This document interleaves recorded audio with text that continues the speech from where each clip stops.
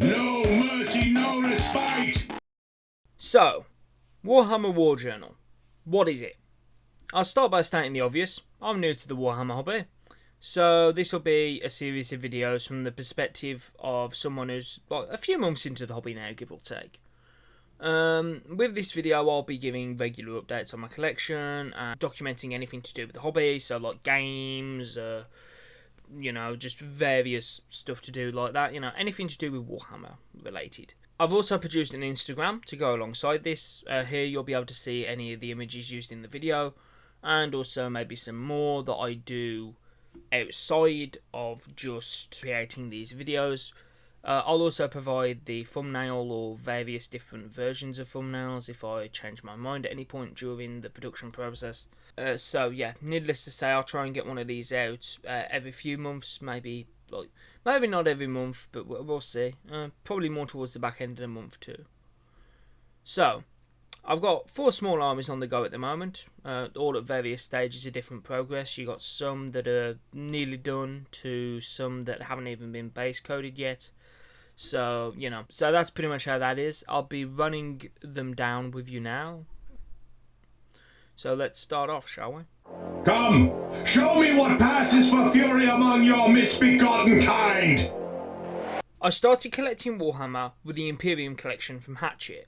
This means by default I'm collecting Ultramarines. Well, I'm not going to just not use the paint they come with, even if they are the stock standard poster boys. Those of you that know Warhammer know that these are a part of the Adeptus Astartes, or Space Marines, and these are split into different chapters.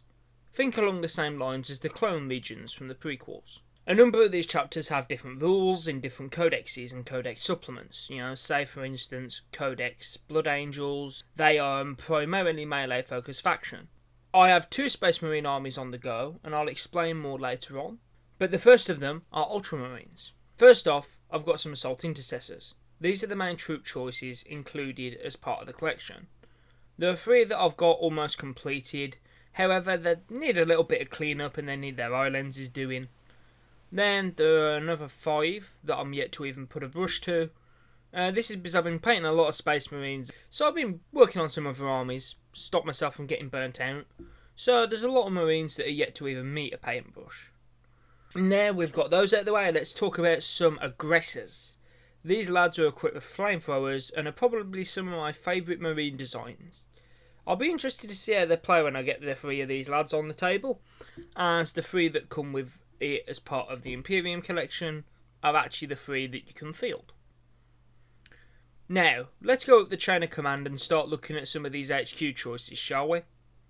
First of all, we've got my Primaris Captain. He's very much a work in progress. You'll see this being a common theme with the Hatchet collection models, as they don't give you all the stuff to get them finished in one go. You collect them over the course of several weeks and months. It's like any of these kind of collections, if you're familiar with them. Then we come to my Librarian Infoboss armour. Once again, absolutely love the design of this thing. Probably one of my favourites, up there with the Aggressors for the Imperium. Just love the more medieval night feel this one's got. Once again, not quite finished. Doesn't need quite as much work as the Captain though. Finally, we come to the last unit for me to talk about for Ultramarines, and this one's just embarrassing. It's my Primaris Lieutenant. Yeah, the guy's not in good shape. This is the first time I tried to paint all the small little details, and I didn't have a smaller brush, and it looks awful. I'm not happy with this one at all. To be honest, I'm tempted to take it back to Macragge Blue and just start over. Anyway, so now let's move on to the next Space Marine army that I've got, which is Blood Ravens. Brothers, tend to your weapons and equipment. Weapons ready! Okay, so why Blood Ravens? And why am I doing 2 lots of Space Marine? Both really good questions that I will explain now. First of all, I'm not just collecting Space Marines from the Imperium collection. There's been some boxes and kits that I've ended up collecting from a IT shop I used to work at, because the person who owns it did have some Warhammer in stock, and he wanted rid of it, so I brought them off him, took them off his hands, and amongst them was a number of Space Marine kits. So I have a fair few Space Marines, and some of the. This is mostly where a lot of the other stuff is coming from. But here's the thing: I decided quite early on that look, I want to be able to tell just by looking at them. This is the stuff from the Imperium collection. This is the stuff that I've bought from the person from the IT shop. So, I decided easiest way to do that is to do a different chapter. So, I start looking over a number of the chapters. And, bear in mind, when I first started collecting Warhammer, I also bought the Dawn of War games from Steam because they were on sale, they were quite cheap. The first ones, anyway. Dawn of War 1 and its expansions. So, I'm there playing Dawn of War, and I'm looking at the introduction video for Dark Crusade, the thing you're looking at now. And I'm sat there thinking, like, these guys look sick. I like how the Blood Ravens look. Pity they don't have a codex. So, I go into the Warhammer shop to buy some paints for Death Guard. Because that Death Guard is one of the other things that I got with this job lot of stuff I brought, and I didn't have any paints for it. So I went in there and I said to the guy, hey, what paints would you use for Death Guard? And he gets me the paints out, and we're talking. And I say to him, oh, look, I got some old stuff, got the old First Strike box, and I don't have the paints for it. So, that's why I came in here. And I say to him, I find it odd they never did a book for Blood Ravens. And then he turns around to me and he says, well, yeah, you can still play them.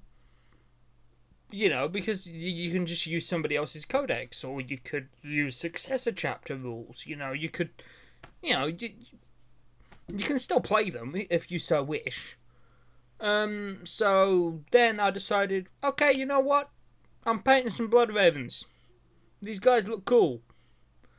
And also, when you see Blood Ravens, the majority of the time they're the old school tactical Marines.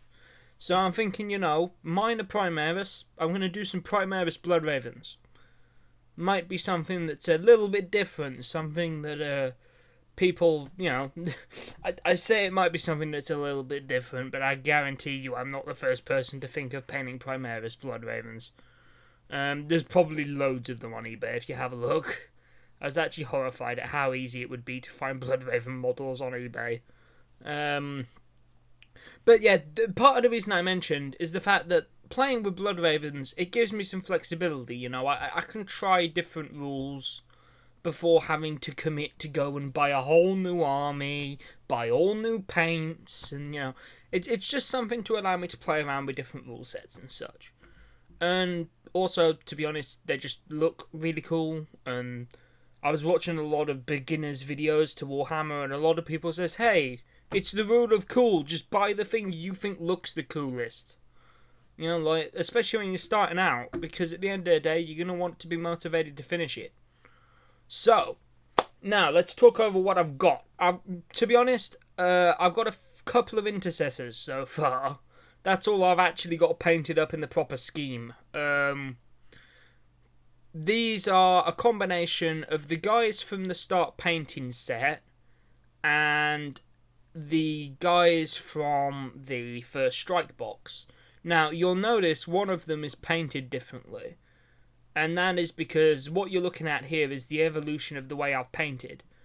The black one with the gold trims, that is the first miniature I ever painted. And to be honest, I kind of want to leave him like that. Simply just because it's like, that I want to be able to look at that and then look at something I painted recently and see the progress. So it's why I've done that. And then the one in the middle, I used some of these red paints to do I brought some red paint, some Revel red paint for a Batman miniatures model. This thing is, I wasn't sure if you could use the Citadel paints on resin, because this Red Hood one is a resin. It's a resin model. So I did it in that, and then I proceeded to be like, I could use this to do Blood Ravens. Save myself having to go and buy extra paint, Then I've just got to buy the paint for the shoulder pad, the paint for the eyes, And then Bob's your uncle, because I've already got Lead Belcher, Abaddon Black, Retributor armor. Turned out pretty quickly that I didn't like the way that red looked. I did one of them as a test, and before that it was originally painted like the other one. So I went back and I says, hey, you know, what colour would you paint Blood Ravens? You know, like the base colour. And the two guys in the shop looked at each other, and the other one said, would it be Mephiston or would it be Corn Red? And the other guy says, you know, go Corn. So I've done them in Corn Red. So they're not quite as bright as some people's Blood Ravens.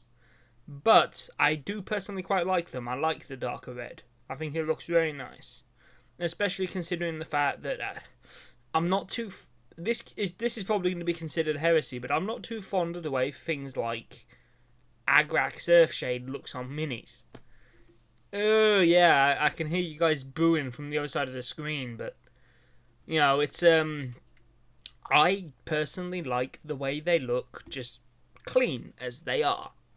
Now, I don't know, as I get more experienced, I might find ways to make them look better by using these shades, and my opinion may change. This is part of the reason I'm doing this series, because I'm kind of new. I'm also documenting the way my opinions and my methodology and the way I do things changes. You know, so, anyway, now we've got out the way of those intercessors, let's look at what else I'm looking to put in this army list. I have got another box of intercessors that I need to finish making. These guys have got multiple different weapons, you know, so I am gonna have like a small squad of intercessors and then have like a big 10-man squad. Or I don't know, I could potentially break it down into 3 5-point squads. I don't know, like depends how I like to move them around the board. On top of that, I also have this start collecting box here that I need to do. You're getting a little bit of a preview at my pile of shame here, because that is pretty much the entirety of my pile of shame, with the exception of things I'm yet to paint. So that's everything. Pretty much everything else I've got, I've built. So pretty much that box of intercessors and that box. That's all I've got to. That's all I got to build. Those of you wondering, that is the Recruit Edition as well. I didn't buy the full-on like £100 box set. Because I noticed a lot of the stuff's in the Imperium collection, so there you go. On top of that, you've also got the fact that I think there's a few melee guys and a few bite guys in there, so you know I think they'll go quite nicely with these intercessors, because so far my Blood Ravens are looking quite gun heavy. But on top of that, I've also got this Redemptive Dreadnought, which I love him. But I'm not sure. Do I want to make him Ultramarine or do I want to do Blood Raven? Because here's the thing: if I do him up as a Blood Raven, I can just slot him into an Ultramarine list and use him with the Ultramarine rule set. So I'm thinking I'm going to paint him up as a Blood Raven, because then I can just use him in the Ultramarine list anyway. And you know, it's reasons like this that I want to do the Blood Raven paint scheme, because it gives me a bit more flexibility. Because Blood Ravens don't have a set codex, I can just drop them into other army lists and just be like, yeah, I'm using the same rule set because they don't have a codex. Note in editing, I forgot about the goddamn Reavers. Yeah, it's kind of fitting I forgot about the Reavers of all things, because from what I'm hearing online, these guys pretty much just got straight up replaced by Assault Intercessors after some rule changes. So, yeah, there we go. These guys are the last of the guys from the No Fear box set. If I want to field these guys properly as a squad, though, I'm going to have to do some eBaying. Just grab a few loose ones and get them all painted up. But that's it for the Blood Ravens. Yeah, I know. I apologise that was such a long section. The Death Guard one isn't going to be as long, I promise. Fire on that armor! Part the demons from their flesh! Now, the last thing I'm going to cover in this video today is Death Guard, which is just going to be quite quick. And then after that, I'm not going to cover Necrons this month, because I'm planning to work on them next, and I'm going to have a lot more to say about them next month once I've done the work to them. Okay, so let's start with the thing I'm most happy with. I've got this Blight Hauler, which is a small vehicle. It's a fairly cheap choice, actually. I bought this for about £15. Just wanted to bulk up the Death Guard force a little bit. Because looking at the ones in the No Fear box set, you've got a group of Poxwalkers and 3 Plague Marines. The Death Guard variety. Problem with that is, though, the Death Guard Plague Marines, you're meant to field them in squads of 10 or 5, very much like the Primaris Intercessors, and I only have 3 of them, so I'm probably going to have to eBay a few individual minis and just get them all painted up and good to go for fielding. These guys, not had any paint on them, so Death Guard's kind of underwhelming at this point, with the exception of the Blight Hauler, which I'm definitely a fan of. Really like the way this looks. And that's about it for this month. I've covered everything. Necrons, I'm gonna, like I say, the majority of them are unpainted, and those that are painted are just base coated. You know, there's nothing, no real progress there at the moment, and I'll probably have more to say about them in February, because after I finish this video and got this ready to go, I fully intend to start working on my Necrons. We have destroyed that which offended the Emperor.